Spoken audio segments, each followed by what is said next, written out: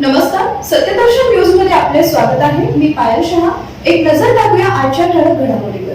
तपोवनातील वृक्षतोडीवर कोर्टाचा मोठा निर्णय, सरकारला दिला दणका. नाशिक आणि त्र्यंबकेश्वर इथं आणखी 2 वर्षांनी 2027 साली सिंहस्थ कुंभमेळा होणार असून त्यासाठी साधुग्राम बनवण्यासाठी नाशिकच्या तपोवन येथील 1800 झाडांची कत्तल करण्याविरोधात दाखल करण्यात आलेल्या याचिकेवर गुरुवारी मुंबई उच्च न्यायालयात सुनावणी झाली आहे.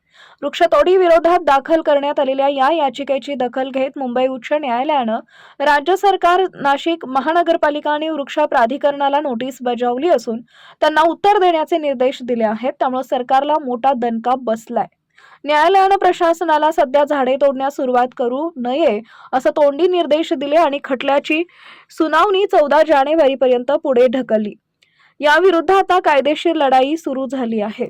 स्थानिक रहिवासी मधुकर जगताप यांनी मुंबई उच्च न्यायालयात याचिका दाखल करून तपोवन मधील झाडे तोडू नयेत अशी मागणी केली आहे. या याचिकेवर चीफ जस्टिस चंद्रशेखर आणि जस्टिस गौतम यांच्या खंडपीठासमोर सुनावणी झाली.